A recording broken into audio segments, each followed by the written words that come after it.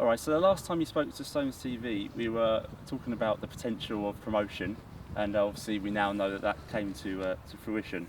When you were talking about sort of the adjustments and developments you need, you were talking with a fair amount of apprehension. Has that apprehension turned to more excitement now you know you're doing it, or even more worry?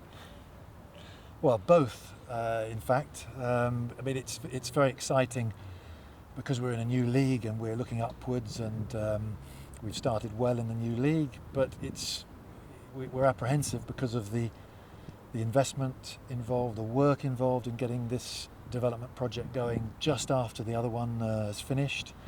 With the level of success we've had, at the pace that we've had it, it causes its own challenges and issues. And just this week we're up to, before the first shovel goes in the ground, we're going to have to spend about £250,000 because we do have to make a lot of advance payments, and it's going to involve some extra investment from Terry and from me without any doubt, and that's come sooner than we would have hoped. So there's a mixture. We're all very excited, but apprehensive and nervous about the level of investment needed to get us this far. Whilst when Morgan made that save, it was the euphoria you couldn't measure. It was just, we were just so up about it all. It took a couple of days, and then we realised what it was going to cost us. I call it the £1 million save, really, because that's effectively what it's cost us. But it's a wonderful position to be in. I wouldn't swap it with Ebbsfleet's position right now. Talking about the level of investment, last March you quoted around £300,000 mark for a North End terrace. You've decided to go with one around double that. What was the line of thinking behind that? Well, it's not really that we decided to go with one. The original pricing, I think 300,000. I don't recall the context of the amount, but that is more or less the price of the actual terrace structure. With the extra capacity taking it up to 4,000, we need extra exits, we need extra entrances, and all of that we were aware of, and that hasn't come as a great shock to us. The cost of it has come as a bit of a surprise, but we knew we had to do it. We're going to put some more turnstiles down at this south end, more gates at the north-west corner, and that's all part of the whole planned development. We have to put in drainage, we have to put in electricity, we have to add facilities, even if they're very much shell and core facilities for food and toilets.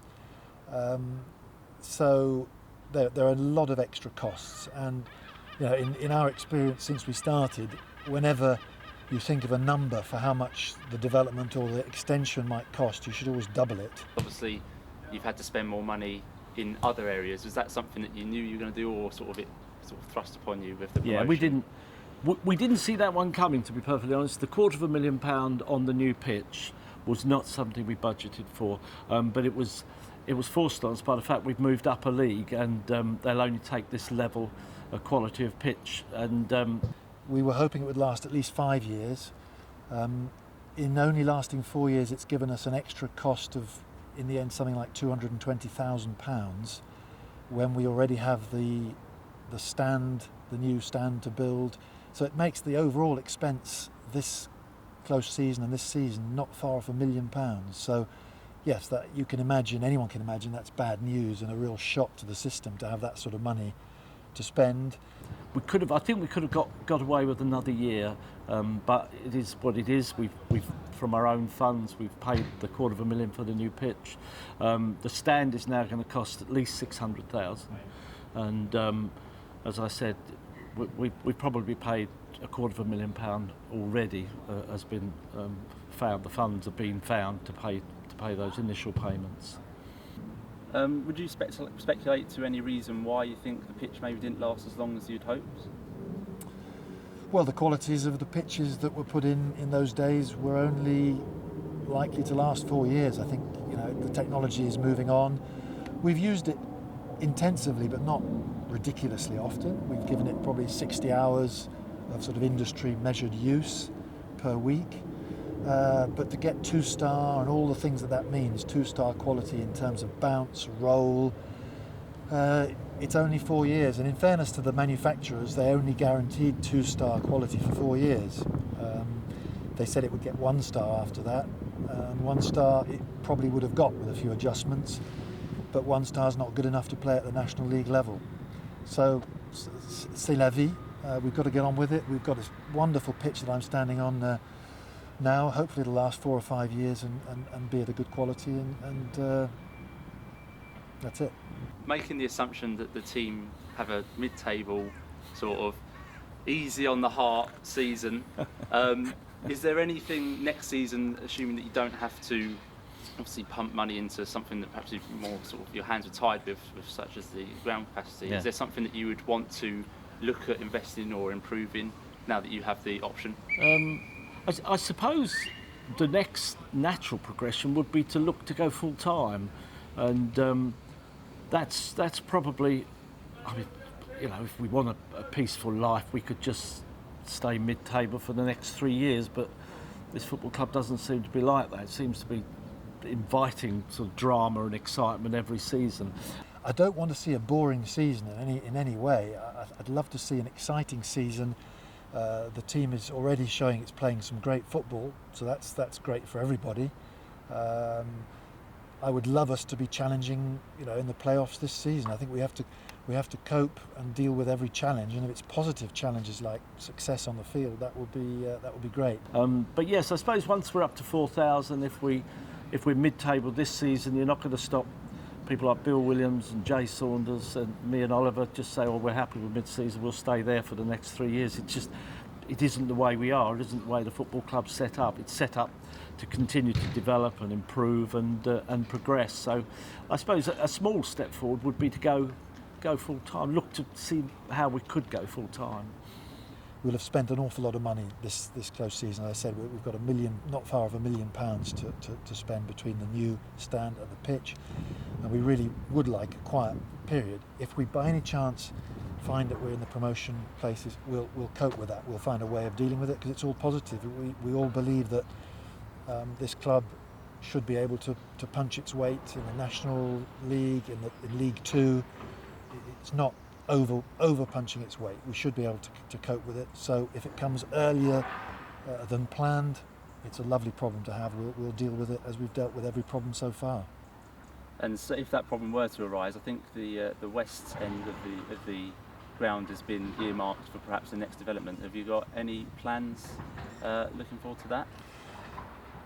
In outline, we've got plans because we've redone a sort of master plan as part of this planning exercise. But at the moment, the west side, if you can imagine, just over the fence on the west side, there's a new pathway put in, which will enable access to be reached to the north side through a new gate. So there'll be a new pathway. That's an area where in due course one day a small stand could conceivably go up, subject to lots and lots of reserves and conditions. Well, that's the natural place to go to next, and that if that was developed successfully, that would take us probably up to 5,000, which would be the league requirement. But there's also, as part of the master plan, the extension to the south of the east stand. If you can see where I am, across where we've got our lovely scaffolding media centre. That's also something which is, you know, in the next phase important, because it would enable new changing rooms to be built underneath. Bigger changing rooms for the refs, and media centres and all manner of different buildings. So that's a huge step. This one up to the national is just about doable, but into the league would be a major step.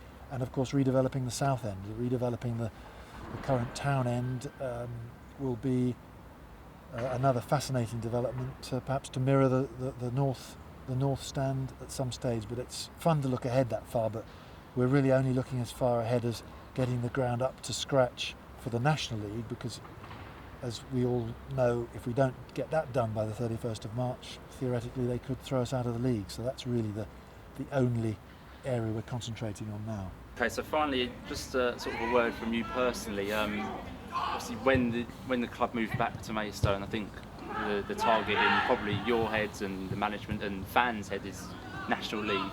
playing across the country. Now that you're here and we're here, how does it feel on a personal level for you? Like a lot of people, I'm not keen on change. Change is I'm a bit wary about change. And I was talking to I don't talk to directors of other clubs normally, but I was talking to a very nice person who was connected with Sutton, and she was saying that she felt much more comfortable. I think they were Ryman South, and I said, well, I must say I felt really comfortable going to Ramsgate and Herne Bay, and now we're going to Tranmere and playing York City and Wrexham, and I think I could get used to it. I'm very proud of what everybody's achieved. It feels very satisfying, and in particular just to see that we get 3,000 to come to games. We've got a business that is thriving. We've got people coming down for kids' soccer schools. We've got all the club teams, the community teams involved, and that the whole project has really, hit a chord with the whole town. That for me is the biggest satisfaction, that we can that this stadium and this club now means something to so many people. You have to remember, I still got my heart back in the Kent League. I understand what Kent League requirements are, and it was a very peaceful and easy existence, and mid-table in the Ryman South was the top of my ambition at that stage. So yeah, I'm really proud of what we've achieved. It is terrifying, and it's a huge commitment, huge amounts of work and money and effort. But we're proud of what we've done.